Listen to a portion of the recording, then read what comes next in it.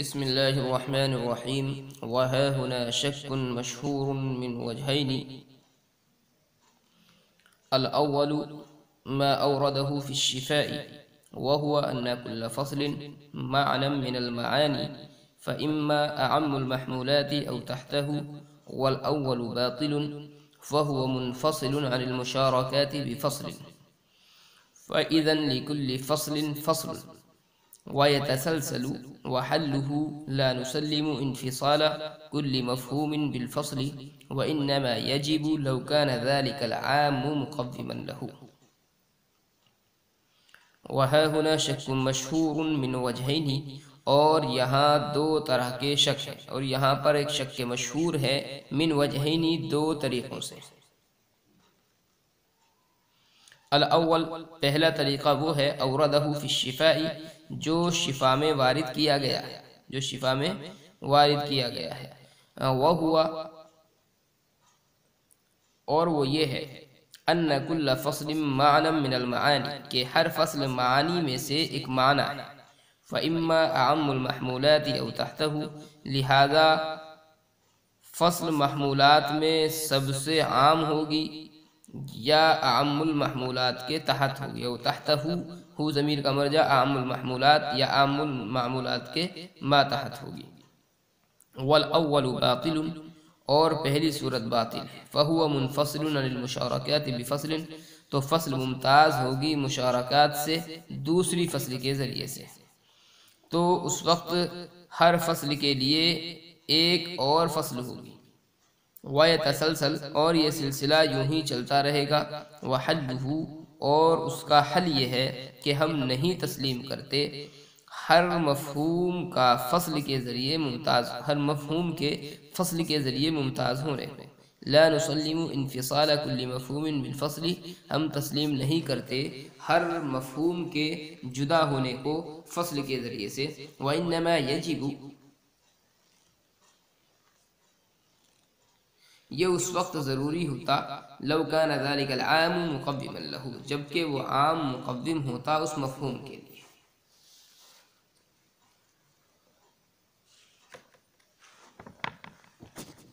یہ مصنف رحمۃ اللہ علیہ نے مقام فصل میں دو اعتراض ذکر کیے ہیں، یا آپ یہ کہہ لیجئے کہ ایک اعتراض ہے اور دو طریق اس کے ہیں، دو طریقوں سے وہ وارد کیا گیا ہے۔ پہلا اعتراض شیخ ابو علی سینا کا ہے، اور دوسرا جو اعتراض ہے وہ خود مصنف رحمۃ اللہ علیہ کا ہے، جیسا کہ ما صنع لی آگے چل کر کے مصنف نے کہا ہے، تو دوسرا اعتراض خود مصنف کا ہے۔ پہلا جو اعتراض ہے اس کی تقریر یہ ہے کہ فصل کا کوئی وجود خارجی نہیں ہے، بلکہ وہ معدوم ہے، فصل کا کوئی وجود خارجی نہیں بلکہ وہ معدوم چیز ہے۔ کیوں؟ اس لیے کہ اگر ہم فصل کو موجود مانیں تو تسلسل لازم آتا ہے، اور تسلسل باطل ہے، اس لیے فصل کا موجود ہونا بھی باطل ہے۔ یہ تو اعتراض ہو گیا۔ تو اعتراض یہ ہے کہ فصل کا کوئی وجود خارجی نہیں ہے بلکہ فصل بالکل معدوم چیز ہے۔ وجہ یہ ہے کہ اگر ہم فصل کو خارج میں موجود مانیں تو تسلسل لازم آئے گا، اور تسلسل باطل، لہذا فصل کا موجود ہونا بھی باطل۔ اب اس میں ایک بات آئی کہ فصل کو موجود مانیں تو تسلسل لازم آتا ہے، یہ سمجھنے کی چیز ہے کہ فصل کو موجود مانیں تو تسلسل لازم کیسے آتا ہے۔ اس کو مصنف رحمۃ اللہ علیہ نے سمجھایا کہ تسلسل اس طرح لازم آتا ہے کہ فصل بھی دیگر مفہومات کی طرح ایک مفہوم ہے، معنی من المعانی جو کہا کہ فصل بھی دیگر معانی کی طرح، یعنی دیگر مفہومات کی طرح ایک مفہوم ہے، اور جتنے بھی مفہومات ہیں ان سب کی دو ہی صورتیں ہوتی ہیں، ہر مفہوم کی دو ہی صورتیں ہوتی ہیں۔ کیا کیا؟ یا تو وہ مفہوم مقولات عشر میں سے ہوتا ہے یا اس کے ماتحت ہوتا ہے، عام المحمولات جو کہا ہے مقولات عشر مراد ہے اس سے، کہ یا تو وہ مفہوم مقولات عشر میں سے ہوتا ہے یا اس کے ماتحت ہوتا ہے۔ ہم فصل کو مقولات عشر میں سے قرار نہیں دے سکتے، کیوں؟ اس لیے کہ مقولات عشر جو ہیں وہ سب کے سب جنس ہیں۔ اب ظاہر بات ہے وہ سب کے سب جنس ہے تو فصل مقولات عشر میں سے ہو ہی نہیں سکتی، لہذا یہ جو صورت ہے یہ خارج ہو گئی۔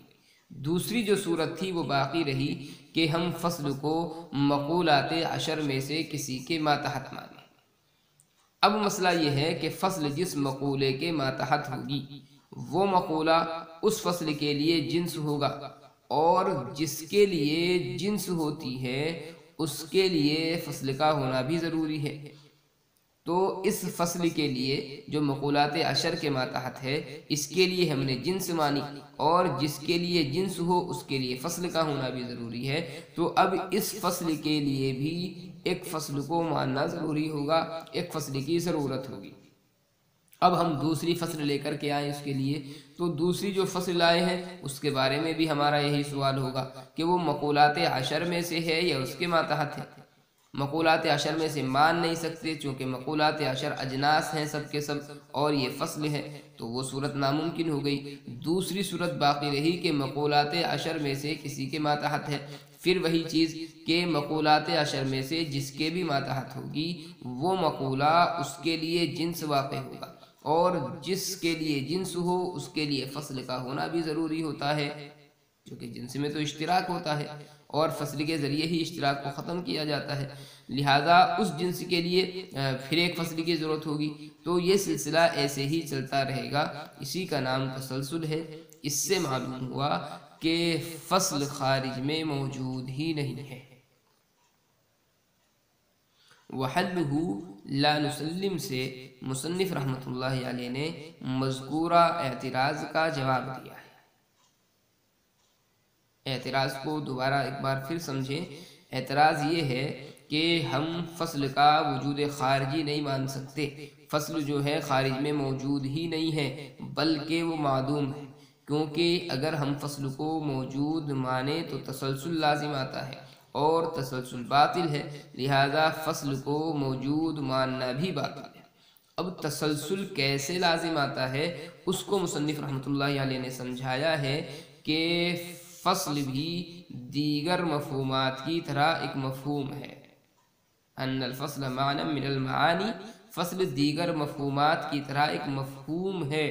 اور ہر مفہوم کی دو ہی صورتیں ہوتی ہیں، یا تو وہ مقولات عشر میں سے ہوتا ہے یا مقولات عشر کے ماتحت ہوتا ہے۔